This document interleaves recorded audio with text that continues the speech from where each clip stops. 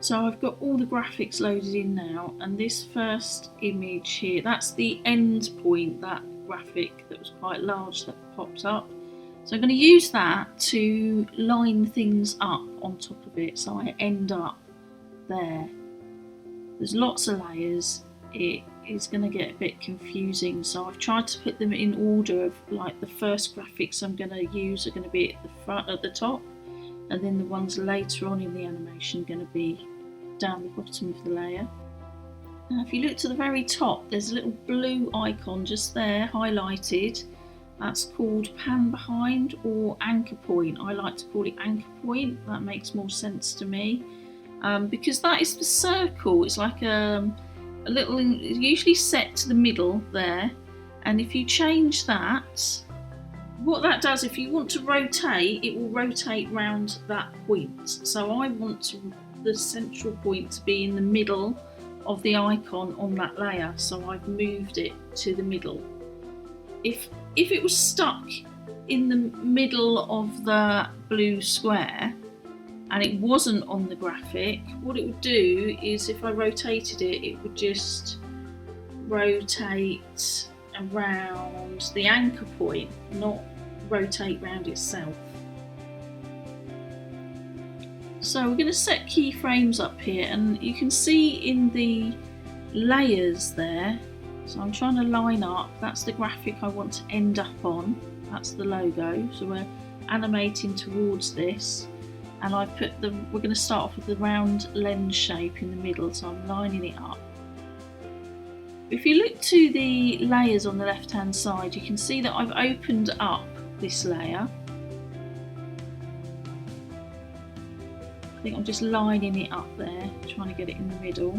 I've opened up the layer on the left hand side, and you can see these little stopwatches, and one of them is scale. So I've clicked on that,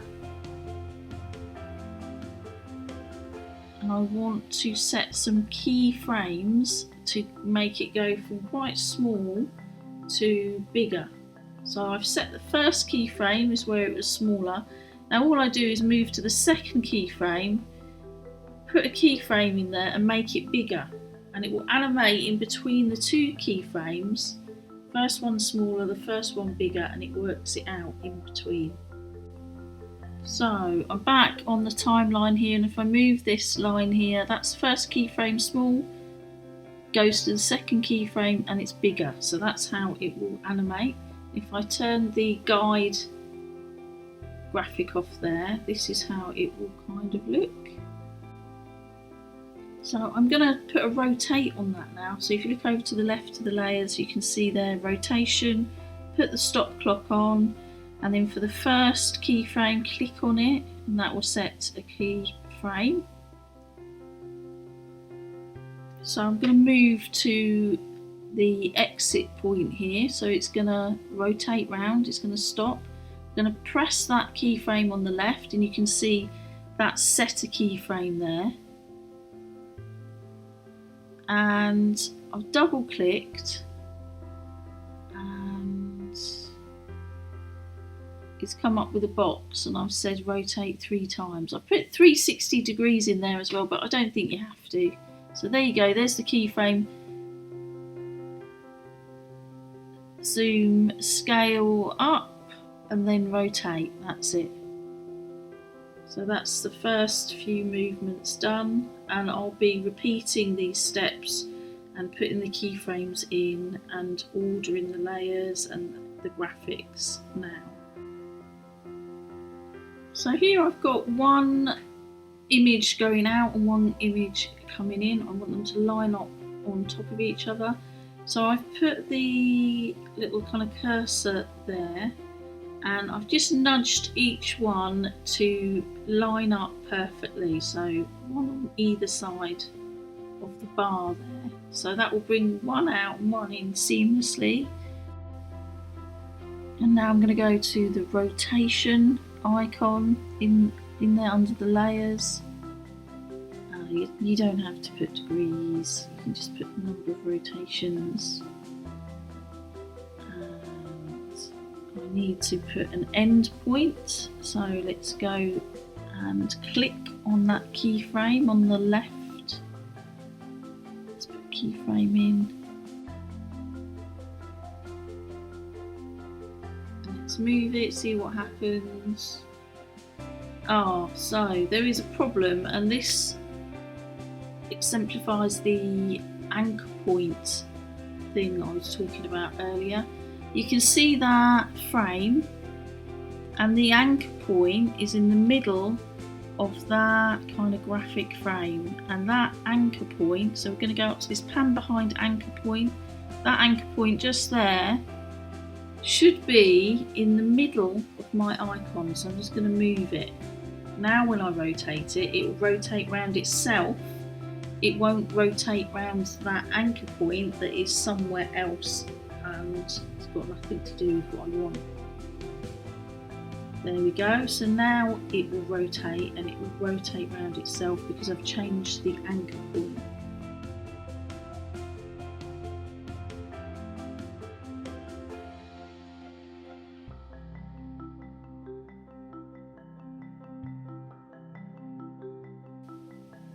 Now these lines on the timeline, they represent how long that graphic is on the screen for. So I'm just going to go to the end and pull it in, literally just yank it in and make that a smaller amount of time that is visible for.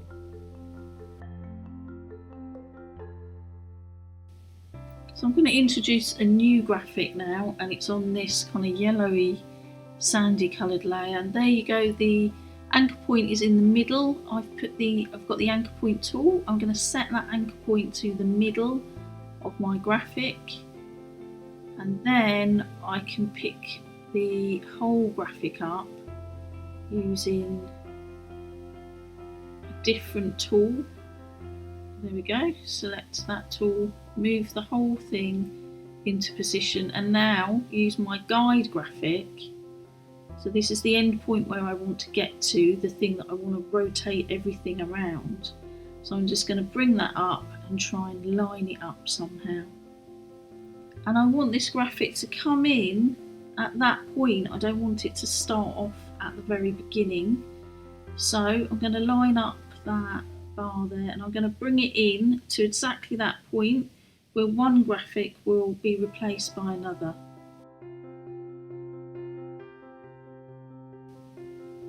So it's lined up. So now I'm going to go to the layers there, I'm going to click on the down buttons, transform, and I'm going to put a rotation on that. So it's all lined up at the beginning point.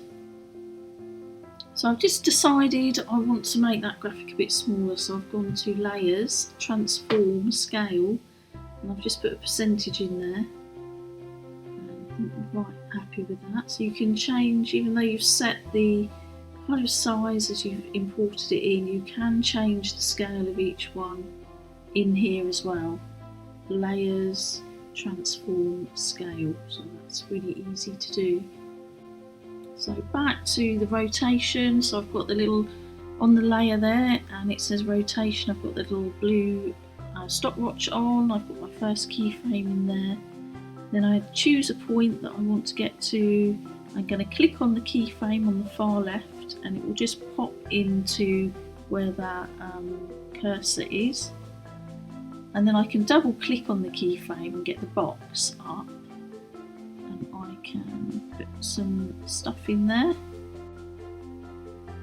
And when I move between the 2 points, it's not working there, so I'm not sure why, but I'm just going to click on it again, check it, redo it, just go back to that step, see if I can work it out, try it again, and it works. So just retrace your steps. If something doesn't work, just logically go at it again. Now I'm doing something a little bit different here. I am thinking about what is coming up in this animation next, and even though I've tried my best to layer them in sort of pre-production and colour them, you can always make decisions along the way. So I'm going to get these yellow layers here, these shutter frames, and I want that to be my next stage, so I am going to copy all of those and just move them up to where I'm working at. So I'm going to move them up the layer stack to just underneath the one I've just done, and that makes sense to me in the ordering of the layers. So I've just done that frame. The next one's going to kind of cascade on in order of timing.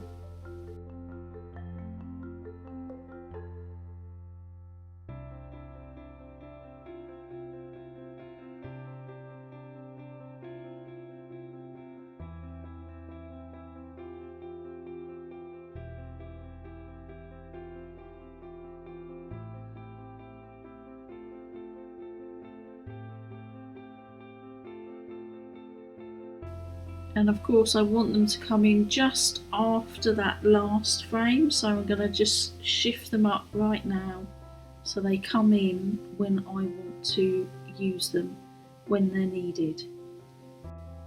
So this effect is going to have 3 different frames that pop up almost within a second, so one after another. And without looking at how it looks, I've kind of worked out how it needs to look in the timeline, if you know what I mean. So quite short and choppy. One comes in, it goes out, another one comes in. So I can play around with the timing of this without even having to go through each one.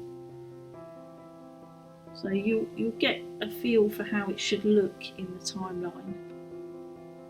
And I'm able to position everything now fairly quickly and to put the rotation on fairly quickly. The workflow is getting a lot faster now. So this is how this little short section is looking, and with the yellow layers there, they're like a camera shutters. So let's do the last one. So I'm going to click on that last layer. There it is. That's the layer just as I imported it in. Let's use the anchor tool to get the anchor point in the middle of that graphic. And now let's go to the other tool, the arrow, to be able to move the graphic. Let's line that up so I have my kind of guide imagery, my last frame. Fairly happy with that, so I'm going to turn the guide off. That is the graphic. Let's bring that in at the point we want it, so bring that little bar to the correct point, and then it will kind of shove up to it at the right point. And you can also zoom in to check that as well. And so I need to bring the end point in, because all these frames, they will be loaded in and it will go for the duration of the video. So let's do the last rotation of this small sequence here. I've reordered the layers a little bit according to preference. So of course, go into the layer kind of stack, flick down the arrows, transform, and all you really need to do is put the number of rotations in. And then the first keyframe's in, so go to the last keyframe point, press the keyframe icon on the far left in the layers, and that's it. That's so quick and easy now to do those rotations. So let's have a little look at it so far.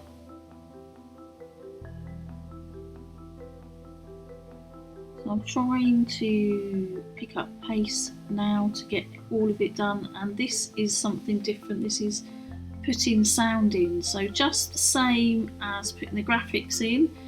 I went to File, Import, and I imported multiple files, and you can see on the top left box there, that's all the files, and there are some sound files there.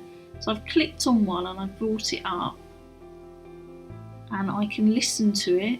I don't think you can hear it in this video. I've given it an in and out point, which I'll repeat in a minute. And you can see with that layer there, you can see the whole bit of sound, and I've given it the in and the out point, and it's just going to play those points. So that bit of sound I am going to place in the bit that I want in the location. And I've put a few more graphics in here. I've got these spirals going round one after another, and one of them I actually just duplicated the layer. So once you've got a few graphics in there, you can duplicate, double up. For this one, I'm actually changing the scale, so that's what I did at the very beginning, had it coming out at you, so it's going to start off smaller, and eventually that will be set to rotate as well, to spiral round and get larger. I'm at the point now though where I want to just push on to the very end and see how it's going to all look together. So I'm going to miss stages out. I'm not going to rotate that. I'm going to leave that for the final stages, because I know this section may be a little bit tricky. So timing wise, I just want to get it all in there, all the images working, and get to the very end now.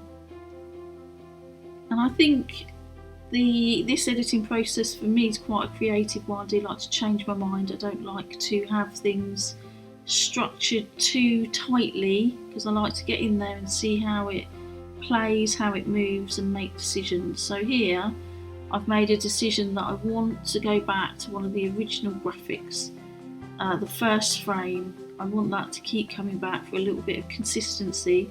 So what I've done is I've just taken the frame I used earlier, and I've just gone to edit, duplicate, that's duplicated the layer, and then I've just dragged that layer down. I think it's already got, it will retain its animations it's got on it, and then I can just fit it in and shift everything along and manipulate it. So always making decisions, and don't be scared to go back a little stage if you think it's going to benefit.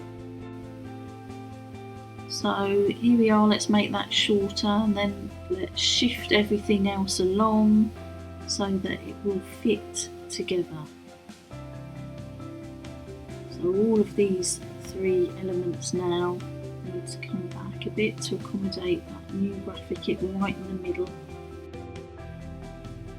So I've got these three people, and I know that at the end of this sequence I want them, part of the logo, I want them to just pop up and be static. I also want to animate them, so I'm thinking it probably makes sense to copy them so that I always have that original. I don't have to then go back and reposition it and get the scale right and redo it all. So I'm going to copy those three people so that I can mess around with them to my heart's content, and then I always know that I can just pop that frame in at the end. So trying to kind of make life easier for myself later on, trying to cover my back a little bit.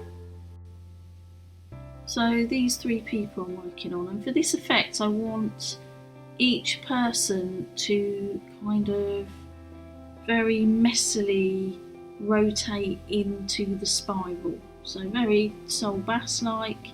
And for this, the anchor point, I'm not going to set it to the middle of the person so that it very neatly rotates around itself.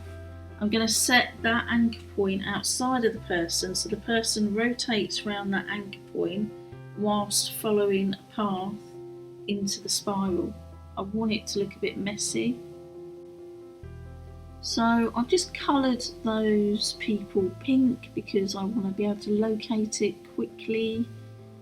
Colour coding is quite good for me, and I've arranged them, I've shortened the timing of them because I know I want one to come in and then another one and then another one, and them to be staggered like that. So I know how it may look on the timeline, so I can set that up and then see what happens with them.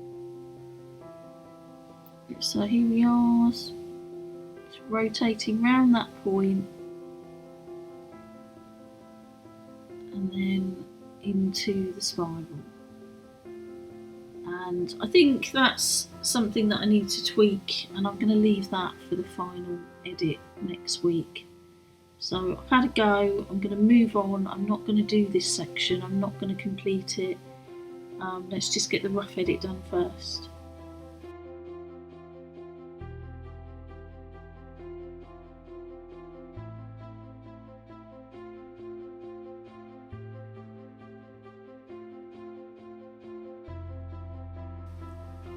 This next section is an eye, so this kind of eyelid just pops up and it will shut, and I'm just fast forwarding through all of this now because I think, you know, we've seen the skills involved of the rotation, of the lining up, of the, you know, setting the right time, where does it come in, where does it go out. And I know that I'm going to have to mask where the eyelid comes down. I need to mask out the eye behind it. So that's going to be a really tricky refinement job for next week. And I've just decided I could do with another shutter lens eye in that eye. So I've copied that from where I used it previously. And it's always nice for graphics, I think, to repeat, because it just, repetition kind of confirms that effect. It makes you remember, makes you make more links in your brain to it. So I've copied that, and that's great because it's, you know, it's filled a tiny segment, it's made it look more interesting.